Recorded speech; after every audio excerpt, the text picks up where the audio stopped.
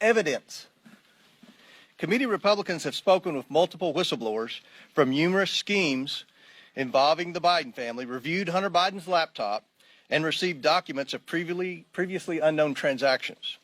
What we found are business plans aimed at targets around the world based on influence peddling, including with people closely tied to foreign governments like China and Russia.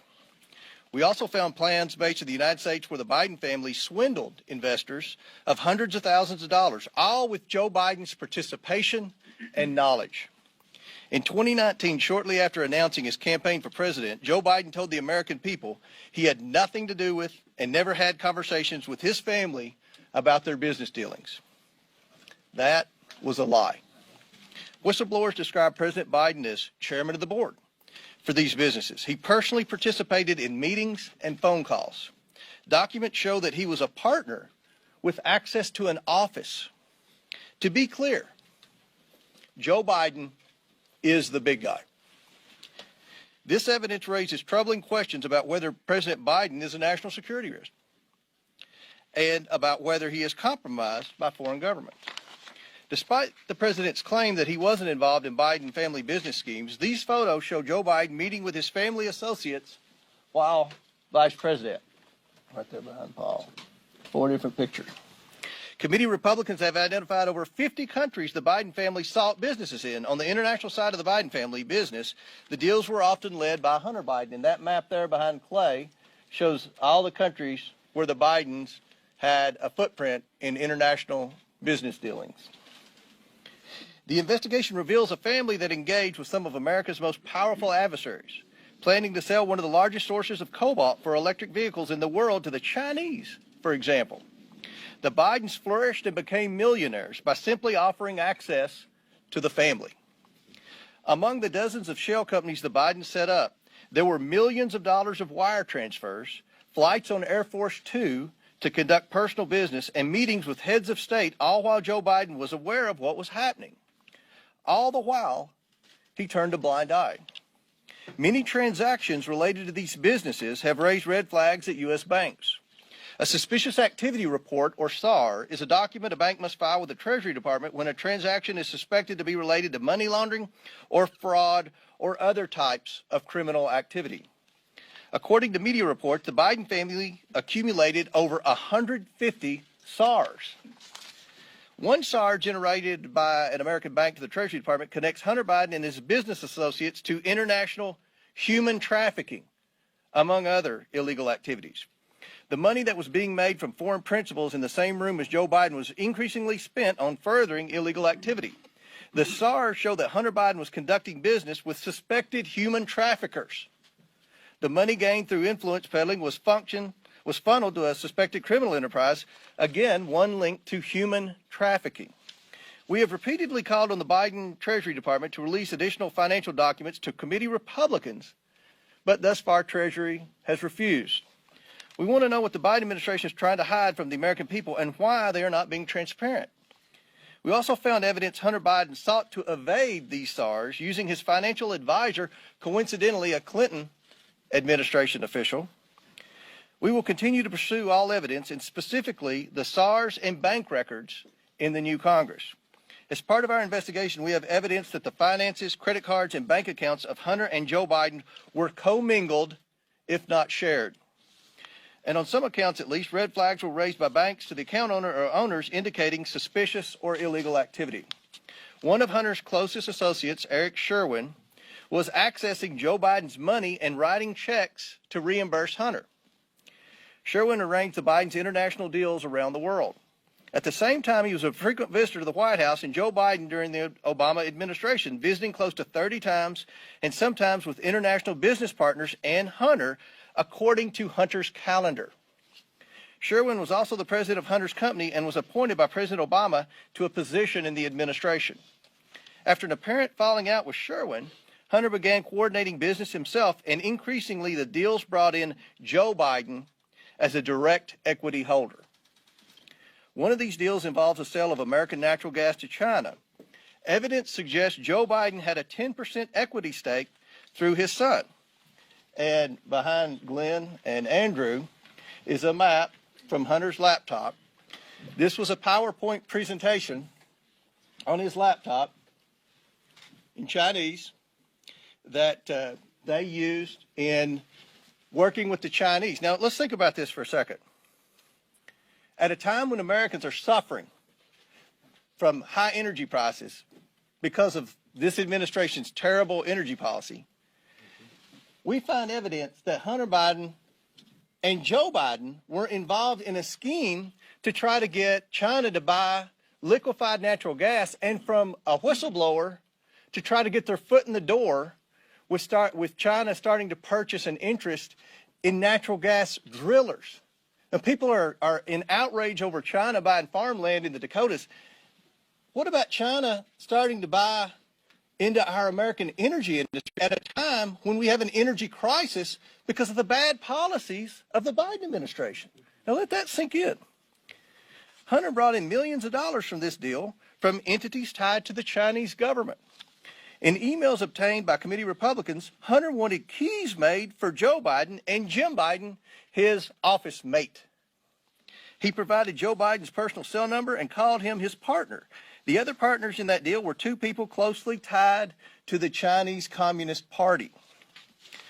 And that's the, behind Andy and Jim, that's the email where Hunter sent to the landlord requesting keys, and the Chinese partners were on the email, and where he said, you know, Joe would need a key, and he even put Joe's cell phone number on there.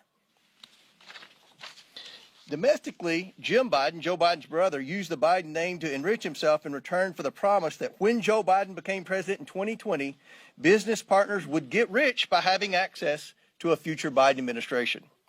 By promising access to financing through Middle Eastern, Russian, and Chinese connections he made through Joe Biden, and by bringing his brother Joe Biden onto phone calls, Jim Biden was able to convince companies to give him loans of hundreds of thousands of dollars that he never repaid.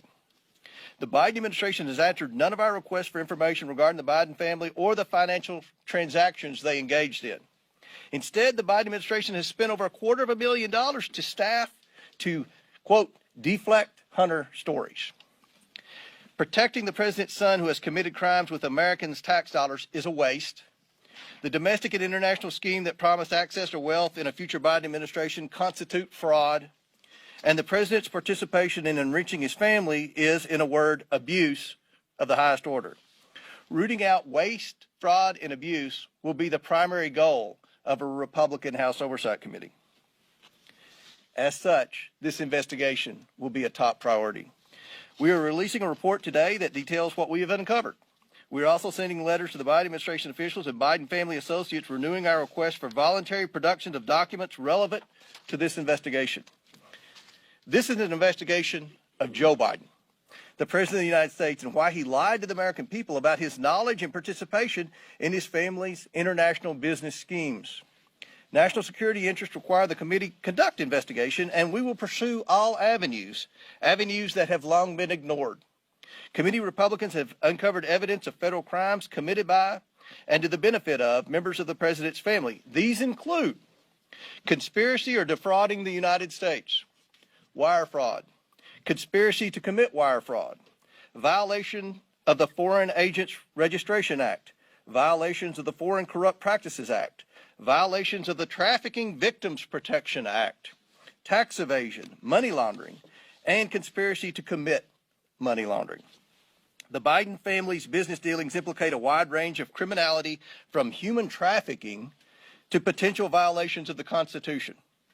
In the 118th Congress, this committee will evaluate the status of Joe Biden's relationship with his family's foreign partners and whether he is a president who is compromised or swayed by foreign dollars and influence. I want to be clear. This is an investigation of Joe Biden, and that's where the committee will focus in this next Congress.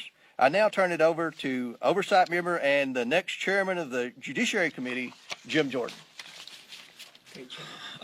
Thank you, Jamie. So I would just start with this question. What part of Mr. Comer's presentation was Russian disinformation? I mean, never forget what happened on October 19th, 2020, 15 days before the most important election we have in our country. Who's going to be the next president of the United States? 15 days before that, Mr. Brennan, Mr. Clapper, and 49 other people signed a letter that said the following. It is for these reasons that we write to say that the arrival on the U.S. political scene of emails purportedly belonging to Vice President Biden's son, Hunter, has all the classic earmarks of a Russian information operation. They further went on to say, we want to emphasize that we do not know if the emails provided to the New York Post are genuine or not, just that our experience makes us deeply suspicious that the Russian government played a significant role in this case. And of course, that letter became the pretext for suppressing this story, again, just days before the most important election we have in our country. So I would ask this, was J.P. Morgan's suspicious activity report to the Treasury Department, was that just a classic earmark of a Russian information operation? How about when Hunter Biden sent the email that Mr. Comer pointed to, sent the email asking for keys to his new office space, one for himself, one for President Biden, one for his uncle Jim Biden, and one for the emissary for the chairman of the Chinese energy company CFCC. Was that just Russian disinformation operation in place? What part of Mr. Comer's presentation prompted the FBI to go to Facebook and say, hey, you want to be on the lookout for Russian misinformation here this election season? What part of his presentation would prompt that? And I think it's also important to understand, never forget how this story has changed. I mean, think about this. When it started off, it was, no, it's not his laptop. It's not his laptop. Then it was, well, it's his laptop, but remember, it's Russian disinformation and no one did anything wrong. Then it was, well, maybe he did something wrong, but President Biden didn't know about it. And now it's, well, maybe President Biden knew about it and was involved, but it didn't influence his decisions. In fact, yesterday, there was a story in Politico which said that. The story in Politico yesterday, investigating the investigators, dim strategists to launch counterpunch to House GOP. Story in Politico yesterday, here's what I said in there. Quote, no evidence has publicly emerged that Joe Biden's decisions were affected by his son's business dealings. Wow, we've went from it wasn't his laptop and it was Russian disinformation to, oh, whatever was in there didn't affect the president's business dealings, even though he was involved, even though the laptop was real, even though it wasn't disinformation. That's how far we've come. So I think I think there are all kinds of questions that need to be answered, and we're determined to get there. Here's some of them that I have. Did the FBI brief Twitter as well? We know they briefed Facebook. We know that had an impact on the election. There's been surveys done where thousands and thousands of voters across this country said it might have impacted their decision in the election in 2020. Did the FBI brief any of the 51 former intelligence officials who signed that letter? Again, that letter that became the pretext for suppressing this story. Who did the briefings? Who briefed Facebook? Here's a name that I think is interesting. Timothy Thibault. So Mr. Thibault, now remember, we just did a report 2 weeks ago, Judiciary Committee, a report that talked about the political influence and the political shenanigans going on in our Justice Department based on 14 FBI agents who've come talk to our office as whistleblowers. One of those agents said, and this is the term he used, he said, at the highest levels of the FBI, specifically the Washington field office, he said it's rotted to the core. Not talking about rank and file agents. They're doing good work. Talking about the top people at the Washington field office. We had another whistleblower who brought up the name Mr. Thibault and said Mr. Thibault is pressuring agents to catalog and categorize cases in a specific way to satisfy this narrative about domestic violence extremism. But what's interesting is a different whistleblower, one who didn't come to our office, a different whistleblower who went to Senator Grassley's office, said that Mr. Thibault, by the way, the head of the special agent in charge at the Washington field office, Mr. Thibault is also the guy who suppressed information about the Hunter Biden story in October of 2020. I'd like to talk to Mr. Thibault. In fact, we have asked to talk to Mr. Thibault. Even though he said publicly, I welcome a chance to answer questions, he's refused to come in and talk to us. That's someone we need to talk to.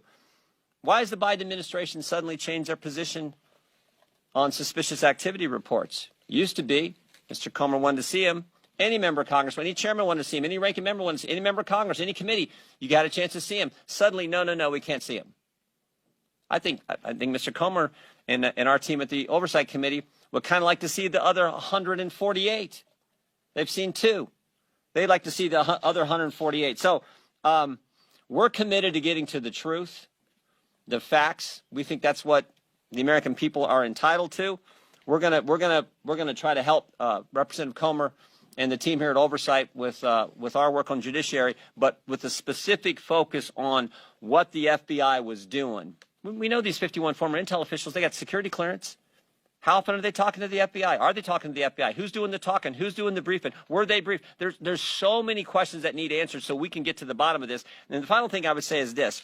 A colleague of mine said this in a committee hearing a few weeks ago, Mr. Gates. He said, when is the FBI going to quit interfering with elections? 2016, they spied on President Trump's campaign. 2018, it was the Mueller investigation. 2020, they suppressed information about the Hunter Biden story. 2022, they raided the president's home 91 days before an election. Maybe it'd be nice if the FBI and the Justice Department just stayed out of it and let we the people decide who we think should represent us, who we think should lead us. That's supposed to be how America works. So this is the focus on the Judiciary Committee, the political nature at the Justice Department, and the linkage now to what was happening with the Hunter Biden story. Again,